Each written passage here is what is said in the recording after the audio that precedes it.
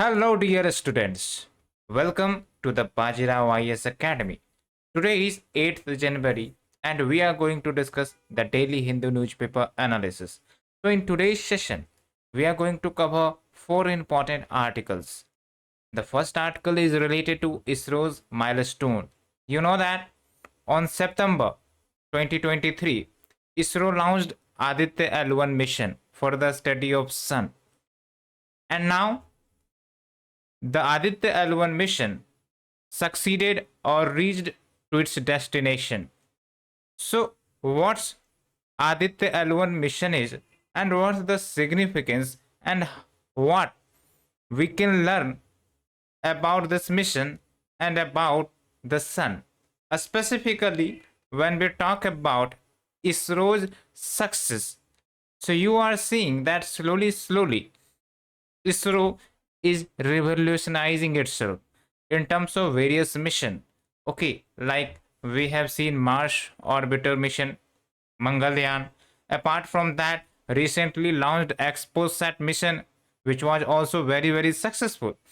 And then we have another milestone, that is we properly placed Aditya L1 into the desired orbit. So that is the significance, and that also signifies that India is leading in the space sector with respect to other developed nation as well. Okay, so shoulder to shoulder competition is going to happen. That is one thing. Then further, we will move towards the second article, where there is an important concept of a structured negotiations with respect to the disability rights. You know that in India we have lots of people facing physical disability, and one important thing that we observe, specifically in the case of blind people, that whenever they try to access the internet, or whenever they try to access various services of the company, like the ATM services or the websites for purchasing products, so maybe there is a accessibility crisis. So how this accessibility crisis can be sorted out via a structured negotiation, we all are going to study. Then further, we will be moving to a dreadful situation, that despite we have the Child Marriage Prevention Act, but there is a rise of child marriages case in various states. Overall, when we talk about at India level, so the child marriage case are declining, but particularly related to some of the states, they have risen. So that is also a concern that needs to address. Then further, the fourth article is related to the artificial intelligence and how it is challenging various dimensions. So we will be deliberating in that discussion. So let's start with our session. And before that, if you haven't subscribed our YouTube channel, please do like, subscribe, share as well.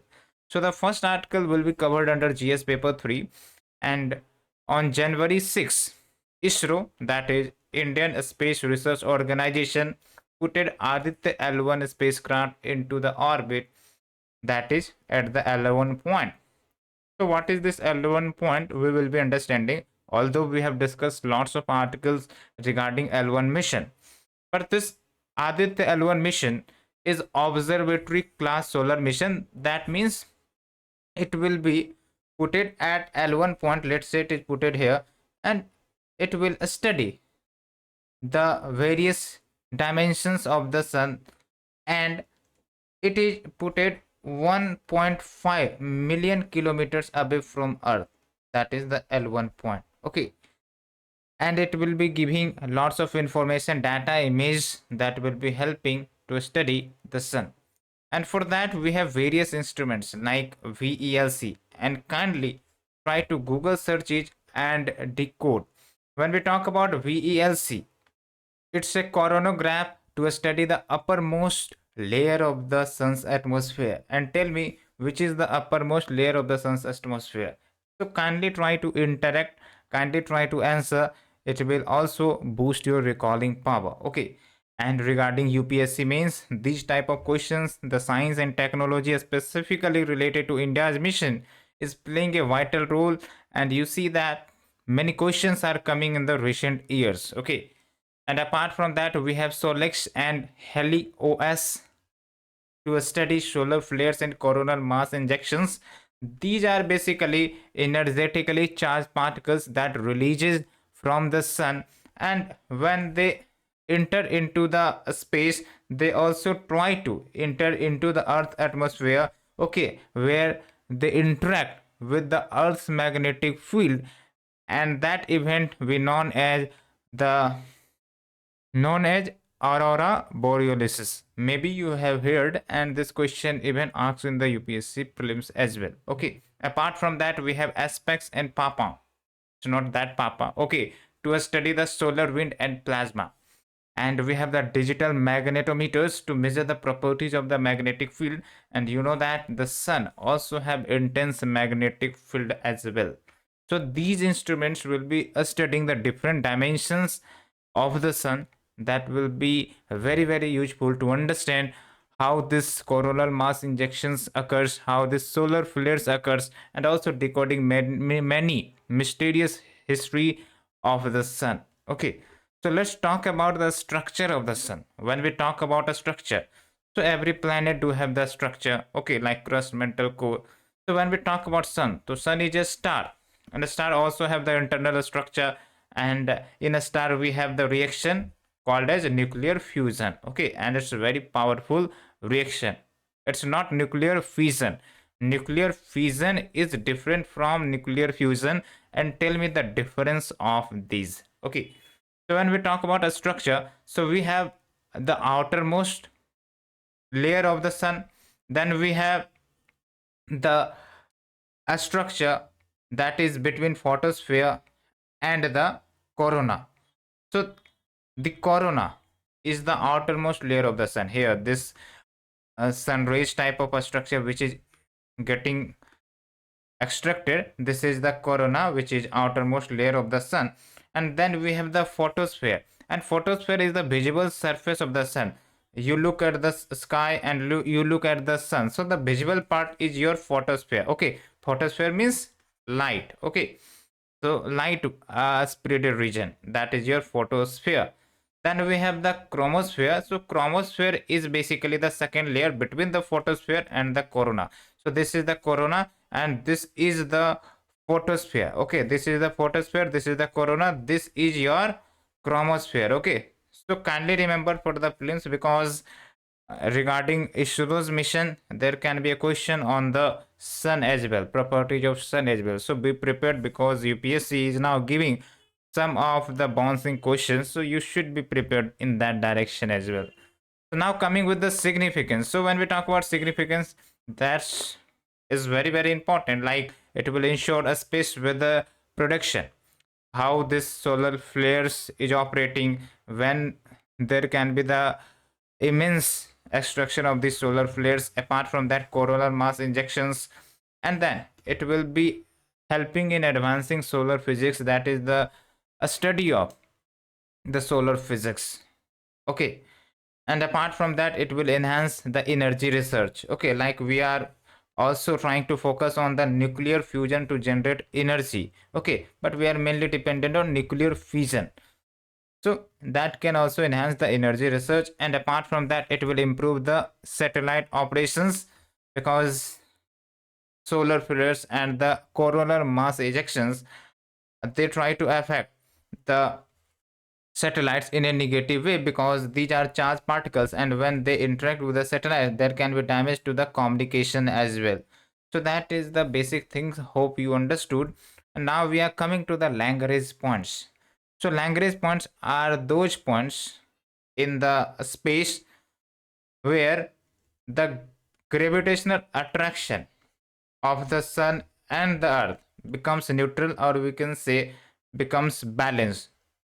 And whenever there is a balance in terms of gravity, so what will happen? Neither sun will be attracting the third object towards them, neither earth will be attracting the object towards them. Okay, So here a satellite is placed. Let's say here this is the earth and this is the sun. Okay, so sun will be having its own gravity, earth will be having its own gravity. But let's say if the satellite Adit L1 is put here, okay, so the gravitational attraction of the sun will not be countering the gravitational attraction of the earth, so it will be remaining at that position because the gravitational or net gravitation attraction becomes zero in simple terms. Okay, so that's why we have various benefits like continuously viewing the sun, and there will be no incidents of ellipses here or occultation.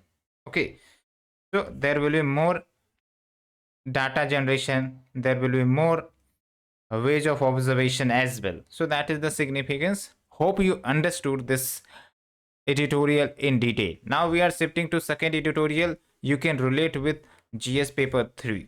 Okay, so when we talk about physically disabled people, okay, now we call as the Divyang, definitely we should call them the Divyangjans. Okay, because they have the special characteristics and the features, okay, that can boost their capability, that can expose their potential as well. So that is one thing. But when we talk about the problems they face, there are many problems. Okay, first of all, accessibility, affordability, and also even there is a laws that provides them benefits, that provides them rights, but that do not gets implemented totality. Okay, because there can be the pendency of the cases. Okay, there can be the delayed justice, there can be the cost of litigations, cost of claiming their rights, and many more things. But here we are not going into much detail. We are trying to highlight you some important thing. Try to observe with this example, then you will be definitely understanding about a structured negotiation. So let's say there is a blind people. Okay, now he or she want to access the ATM services. Let's say he or she want to extract money. Okay, or he want to purchase something from the website, he want to collect data from website.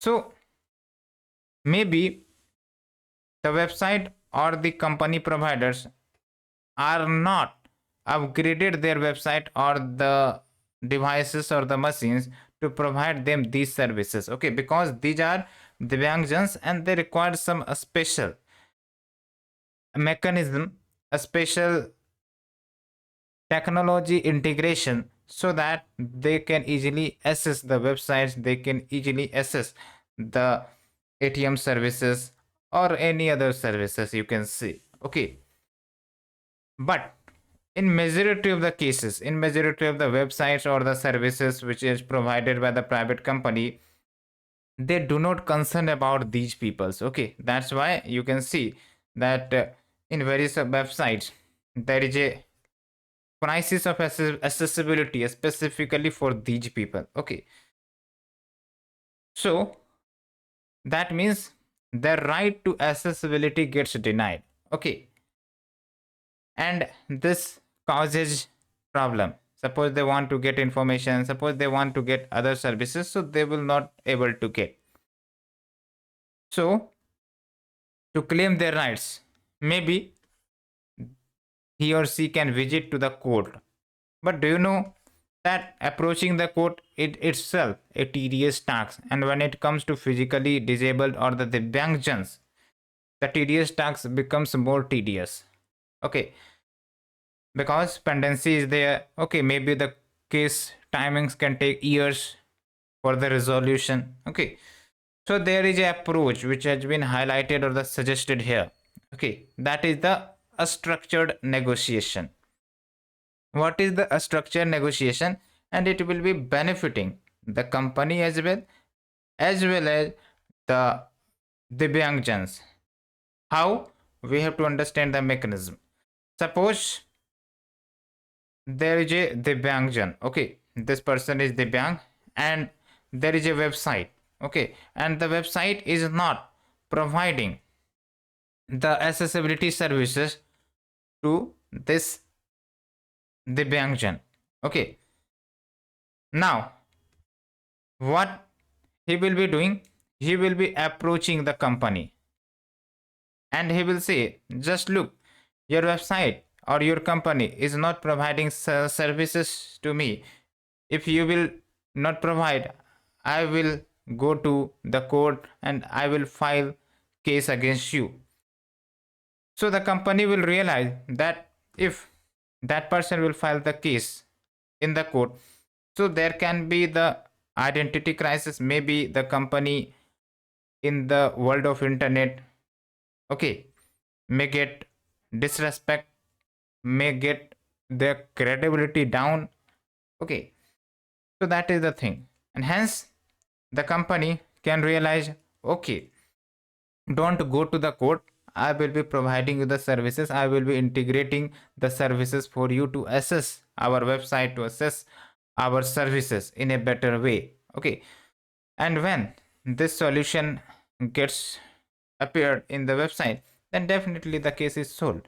Okay, and there can be the use of other person as well that can provide the suggestion and ideas as well. Okay, so that is a win-win situation for both the party, whether it's the Divyangjan or the company.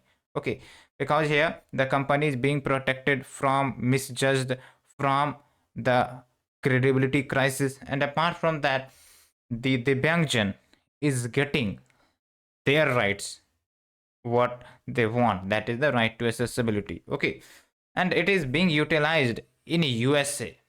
It is being utilized in USA, and the use of a structured negotiation is increasing day by day. But when it comes to India, so India is currently not approached towards a structured negotiation. We are mainly focused towards traditional negotiation, that is visit the court, okay, or the commissioner to sort out the problem. However, this idea of a structured negotiation was given by Lenny Fengold, and she is a very important personality, and she has written book about a structured negotiation that gives the rights, accessibility rights to the peoples who faces the disability challenge. So that's a good thing, and you can see that in the country like USA or the Western country, women do have such advanced level of scientific empowerment. Okay, and that needs to be promoted in India as well. Okay, and when we talk about with respect to India, so we have the India's flagship disability legislation, the Rights of Person with Disabilities Act 2016. Okay, so we have this act that provides rights of the disabled person. Okay, and if there is a non-compliance by the company or the other authority, so this Divyangjan can report to the Chief Commissioner for Persons with Disability. Then this person, this authority will be issuing the notice, okay, to the defaulter service provider. Okay, and can direct that do provide the accessibility services to these people as well. Okay, otherwise penalty will be there if you are non-complied with, but its impact is limited. Okay, why its impact is limited, we have already say that pendency of the cases. Okay, and we have the case study, even this commissioner or the authority trying to enforce the accessibility right on the defaulting service provider, but there is no consultation with the like the Divyangjans. Okay, so maybe they are providing services, but it may be not up to the mark. So that is one another thing. Okay, so there is a suggestion that we should move towards negotiated a structured negotiation. Okay, and this should be on the priority basis. If the service provider is not trying to do it based on priority, so there is a no meaning of a structured negotiation as well. Okay, so that means time has come, that India should also work towards a structured negotiation as well. So that is the end of the article, friends. Hope you enjoyed this article, and we will be meeting in the next short of session. Thank you.